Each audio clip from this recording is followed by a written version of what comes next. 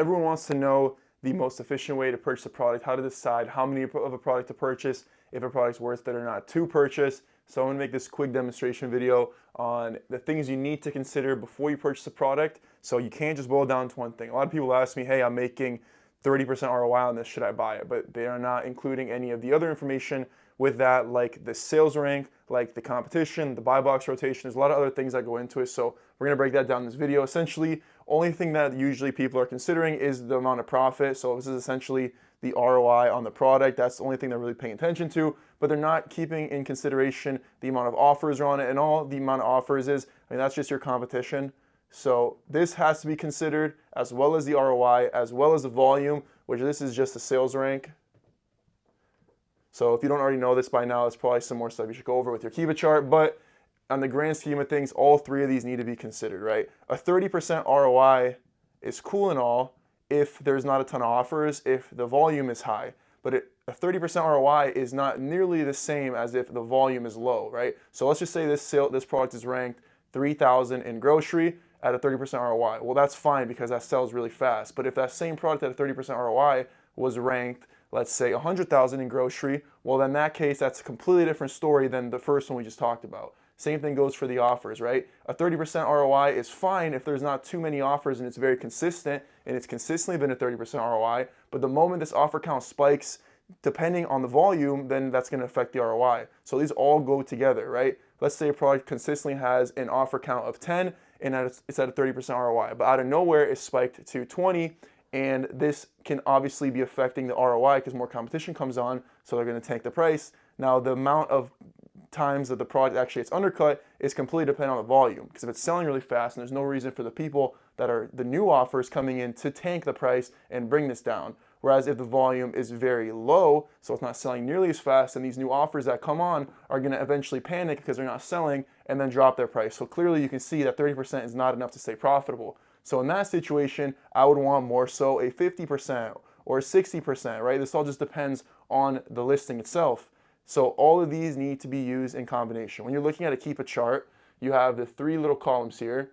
You have at the bottom, you have the offers, so it's going to be all over the place. You have over here the sales rank, again, usually it's consistent, but it could be all over the place as well. And then you have a price history, which you want it to be consistent. Now, obviously, that's going to change, and every Keepa chart is different, so you can't just use this to decide, but essentially this is what it's going to be. Up here, you're going to see your ROI. That's going to be what the product's selling at, so your profit. Over here is the volume, which is a sales rank. And then over here is the offers, which is your competition. So you need to make sure you're looking at all three of these. And you'll see correlations between these, right? So let's say, for example, let's just use this example right here. We have offer count down here, and all of a sudden it's pretty consistent, and out of nowhere it drops. A lot of people sold through it. You can quickly see that this price might go like this. As soon as the offer count drops, it might raise up, so you can sell the product at a higher price. But you're just running the risk of these same people down here coming back on a listing and the price eventually falling back to that stable right there. So that's why you want to consider this, and you don't want to just buy up here if it's profitable unless you're very profitable. Maybe you're 80% ROI, and over here you might be at a 30% ROI. Well, this would be a fine risk because worst case scenario, this does come back down, you're still making that 30% ROI. Best likelihood you can make the 80%, but if you can't, you can still make 30%. Whereas let's say you see the same exact chart, but over here instead of being 80%, it's actually 30%, and then over here you're actually losing 20%.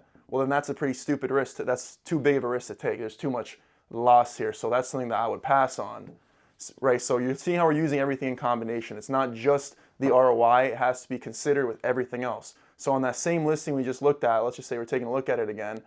We have our Keepa analysis right here, and let's say we have a sales rank that's steadily right around, let's just use 10K. Okay, it's steadily right around 10K, and then the price also very consistent, but then out of nowhere, the price spikes up here and it's selling for way more, and then this offer count's gonna drastically drop. Now it's down here, and now it might be ranked 80K, right? So you might be better off pricing your product lower, taking less of an ROI, right? Taking less of an ROI because you can sell way more units at that price compared to here. So this might not make sense. And you'll see this happen a lot frequently, and it depends what kind of product you're selling. If you're selling a product where you can get unlimited inventory, it doesn't matter, then you'd probably want to be taking this amount, right? Because you're going to make more in the long run. But if you have less inventory, you're more limited, then you might want to milk it out and maximize that profit because you can't consistently restock that product. So there's trade-offs with all of this. Same thing you'll notice here is usually when this does happen, it's usually because an offer count came up and then it dropped, and now there's less sellers on it. So those sellers that haven't sold through yet are probably priced a lot higher. That's why you see that spike in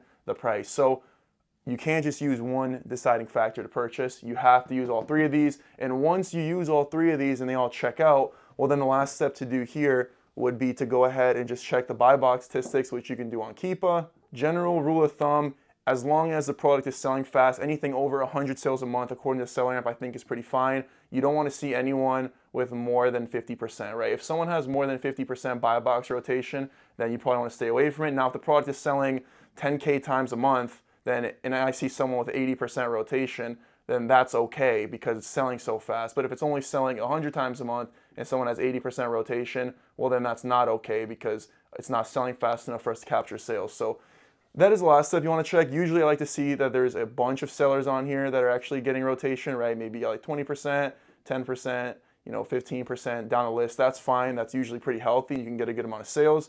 And those are pretty much the checks you want to make on all your products before you actually purchase them. Again, you can never just use one piece of data. That's why Keepa gives us all three of these. You want to make sure you're tracking what your profit is with what the volume's at, with how many offers on it. Okay, so again, you see the offer count spike, just know that the ROI, your profit's probably going to drop. So you want to make sure you still have some room in there.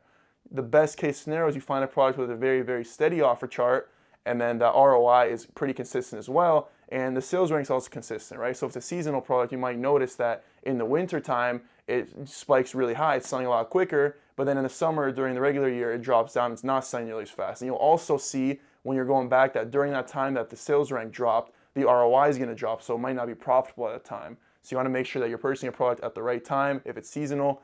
But pretty much this will tell you everything you need to know. Keepa will tell you everything you need to know, and those are the three things you always want to be looking through. If you can do that and you're paying attention to that, you're going to make way less bad buying decisions. You're using that's pretty much the whole analysis breakdown. And if you don't know how to use Keepa to the full extent, I'm going to link a video at the end of this video that's a whole deep dive into Keepa that'll go more in depth into this. Not as in depth, but it'll walk you through how to use Keepa and then come back to this video to actually figure out how to analyze a product and what to use to actually make sure that you're making informed decisions, right? Because we can find all the profitable products we want in the entire world, but if you can't do this, everything you buy is going to tank. Everything you buy is going to get a bunch of offers on it. Everything you buy, you're going to be stuck with, and you're going to lose money, and you're going to quit, and you're going to suck at Amazon. So keep these in consideration when doing that. And yeah, that's it for this one.